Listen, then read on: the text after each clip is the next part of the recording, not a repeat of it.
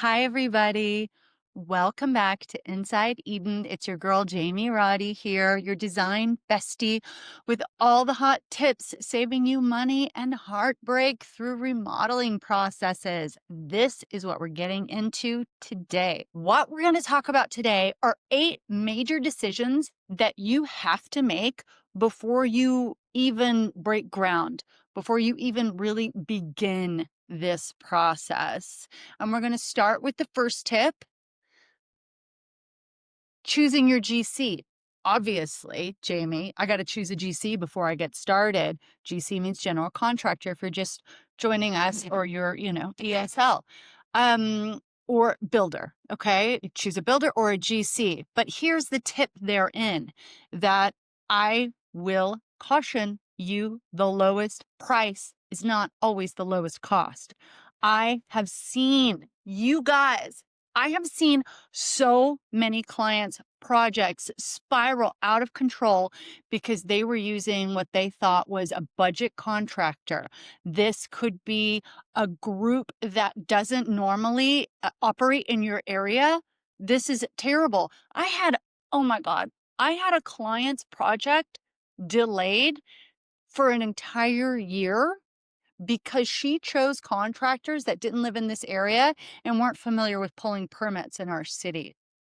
I had to personally get involved with that. It was awful. She's paying a mortgage on a house 5 houses from the ocean, and she's also paying exorbitant rent, in our communities. She was like slowly going bankrupt. She was spiraling out of control. She could do nothing.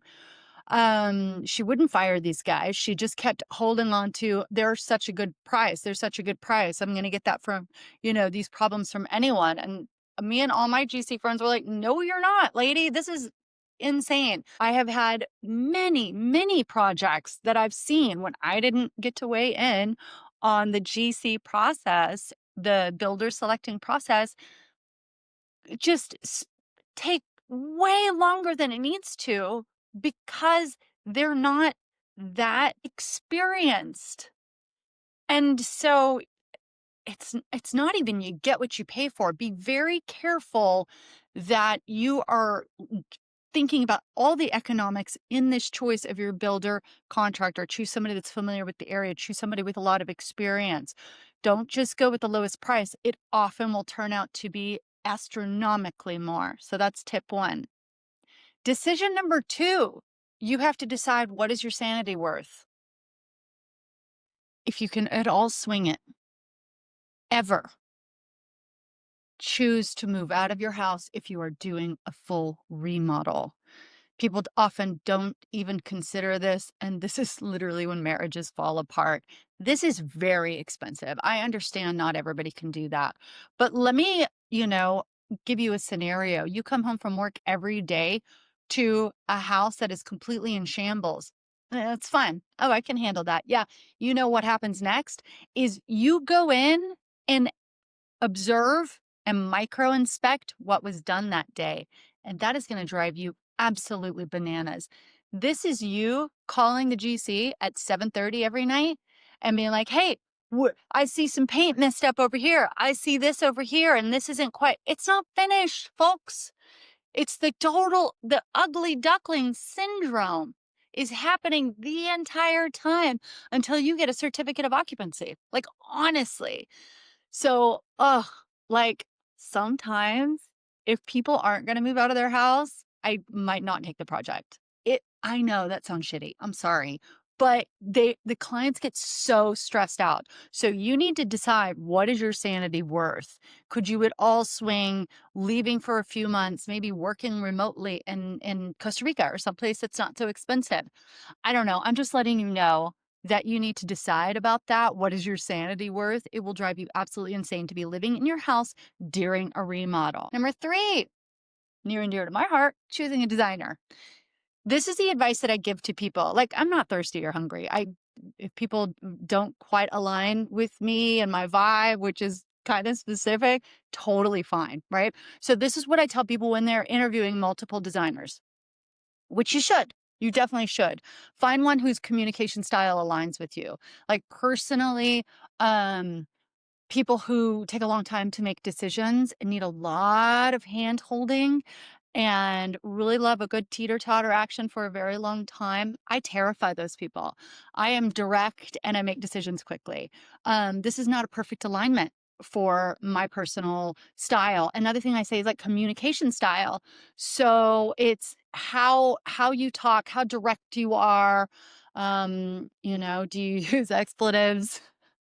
I'm very expressive, and people who are quite timid, sometimes, honestly, it's just not the best vibe for us because they don't feel extremely comfortable. And then I don't feel extremely comfortable being myself, which tends to make the entire design process less successful than it can be.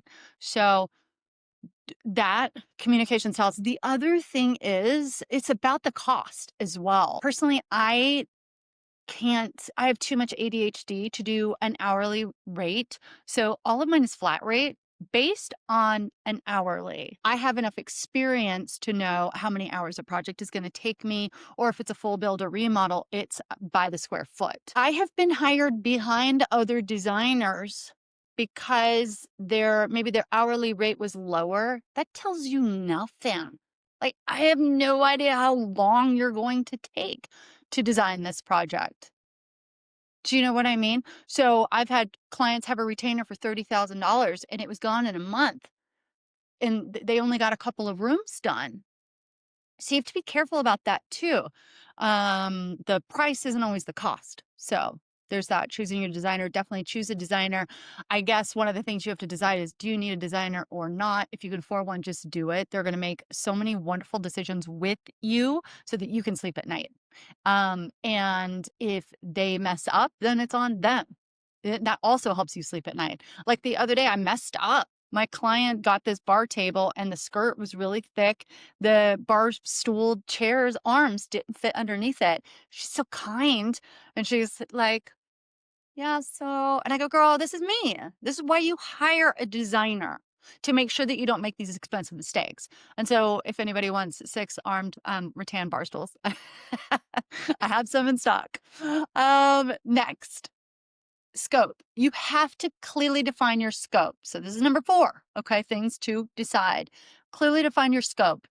What changes and what stays. Your budget will creep out of control due to scope creep more than it will to bad contractors. This is a scenario that happens all the time. You say, hey, what if we did this? Your contractor goes, I can do that. Folks, your GC, your builder, is not your investment banker. He's not your economist. Okay. He's your builder. He can build it. He's not there to manage your money for you and to tell you, be careful, that's going to cost you XYZ. So you need to define a scope clearly. And if you're thinking of veering off from that, the question isn't, hey, George or Bob or Mary, can we do that? Because the answer is yes. The question is, hey, George or Bob or Mary, if we did this, what would that cost in time? Time is money when you're remodeling, especially if you're renting other places while you're not living in your house, and 2, actual money. So keep that in mind. Scope creep is your absolute devil. And the question is, what's this going to cost? Not, can I do it? Yes, you can. Regarding scope, what you're going to want to do is walk the house and list every change you think you want. Then circle the ones that require plumbing moves, wall moves, structural changes, electrical relocation. These are 4 categories where budgets and timelines can absolutely explode. If it changes the layout, the changes in costs multiplies exponentially, not just adding line items. So be very careful of that when you're designing your scope. The next thing that you need to do is lock in your layout. I see this mistake so very often. This is why you need to have your designer, your interior designer, in with the architect if you're building a whole house. Because architects are going to design the exterior and it's going to be beautiful, and the layout of the placement of the rooms, but they're not designing the rest of the flow of the house, which is, where is your sofa sectional actually going to go? So you need to lock these decisions in from the get-go. You need to have a clear understanding of where everything is going to be laid out. You need to think about circulation, how you move. You need to think about sight lines. When I open the front door, what's the first thing that I see? When I open this door, what is I'm going to see? If I look down this hallway, how is that structurally going to lay out and visually going to lay out? You need to think about door swings and clearances, and you have to do that only by laying out the furniture.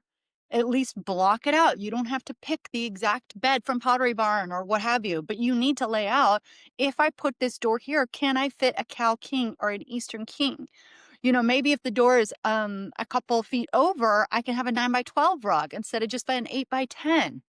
So you need to think about not just the rooms and the empty rooms, but you need to lay out all of the furniture. Some people, I've seen a lot of builders kind of try to do this ad hoc on their own without a designer, and they make a lot of mistakes. They'll make mistakes like, oh yeah, well, the dining table will just go over there. And I'm like, not unless it's a built-in bench, friend, because you don't have enough space. They don't know that you need 36 inches minimum of pull room for the chairs. But, you're listening to me, you're watching these, so you do. You really have, before you pull the trigger on plans, remodel, anything, architectural movement, you have to know the end result. How is the furniture going to be laid out? So definitely do that. Okay, number 6. I've alluded to this a little bit, but I'm going to point blank tell you, if you have architect, designer, builder, you've got to bring everyone in on day one. I've seen projects where the clients and the architects worked alone without designers and builders. Designers are hired to care about how you're going to live in the house. GCs, builders, are hired to make the vision come to life in budget. Bring everyone involved into the process in the beginning. I have seen completely wasted spaces as well as misleading furniture layouts. I've seen windows that would cast glares on the TV for the majority of the year and bottlenecks of major passageways. I've seen architects design a house for a client that was way beyond their budget and totally unreasonable for the zip code. It chef's kiss. It was gorgeous. Then I had a meeting with them. They presented me with this house that they had designed for this client. And I was like, did you ever ask them their budget? They said no. They designed like a $6 million house in a zip code that couldn't sell more than like a $2 million house. It was wild. So bring everyone in. I've also seen a very like inferior architectural plan where they laid out furniture to show the client how it would lay out. The client signed off on it. They got permits pulled. Then they hire me. Then I come in and go, guys, this is a 24-inch sofa. I've seen benches deeper than this. This is not real furniture. I'm like, he has 8 chairs at a 6-foot table. This is fake. This isn't even like real. And they had no idea. And they're just throwing money away. Right? We had to redo like the entire layout of the house. And also get your builders involved. A quality builder is going to thoughtfully go over your plans with you in detail. You're going to tell them your budget, and they're going to say, I see that you have here XYZ. This is going to be far more expensive than you believe. If you've got a basement, if you've got like, I see you have like wood coving all over your ceilings. I see that you have this feature wall. This might or might not be in your budget. How about you consider this instead? So the issue is, a lot of mistakes that people make is, here I am, I'm the client, and I go with my architect, and then we go get permits. And then we bring everybody else in. And that's just not the way you want to do it. Get everybody in day one. Okay, this one is so big for me and so huge. And I'll get on such a soapbox about it forever and ever and ever, because it's like the number one mistake that I see people doing. I need you to essentially design your whole house all at once, not piecemeal. The entire design of each and every element in every room tells a part of the overall story of this house. And you're about to make this house a huge part of your life story, friends. So don't mess it up. And it's expensive. Do not ad hoc this. Don't, I got this slab on sale, so now we just need a wall tile and a floor tile. You don't design an outfit like that. Don't design your house like that. Also, every room is a cohesive chapter, not a mismoshed choose your own adventure. And every one of those rooms cohesively tells the story of your home. So these rooms have to all be besties with each other, not twins. And you have to design all of the elements together before you start making purchases. So please hear me now, listen to me later. But you have to decide all of the major elements, the tiles, the plumbing, the lighting, the stone, the flooring, the cabinetry color, all at once. Then you start purchasing, because you're going to paint yourself into an extremely expensive corner if you just buy a slab that's on sale and now you're beholden to it and you don't actually even like it that much and you like all these other things and you can't use it and you end up giving it to your neighbor. So there's that. You're building and remodeling a house. Like, there are no greater lifelong core memories than that of the different homes that you've lived in. Think about that. What you're doing is so important for your life. So don't make these mistakes, like rushing in and doing things piecemeal. If you're building or remodeling, do it with deliberation and intent. Cohesion is key, and that is achieved by designing all things together, not Mr. Toad's Wild Ride of things that I like that might not go together. End rant. But honestly, I will never end that rant. Okay, for this last thing, and I don't want to call these tips. These are all things that you must do before you start a major remodel or a building project. This last one, I always tell my clients to do. Think about your complete and total budget, and then for your sanity, increase it 25%. Think about the total timeline that your sanity can live through this and increase that by 25% as well. Now, if you're saying, Jamie, this is my top of the line budget, I can't just increase my budget 25%. Great. Reduce your top of the line budget so that your actual top of the line is 25%. And that's what you tell your contractor. And same thing with the temporal thing. If you're like, this cannot take more than a year, great. Well, tell yourself it's going to take a year, and you tell your contractor, I need to be done in 9 months. Okay? These are things that are not tips. This is your road trip, road map before you even get your snackies and your jams in the car. So send this to somebody who's considering remodeling or building from the ground up. They need to know these things. Check us out on the Instas and the socials and all of the goodness.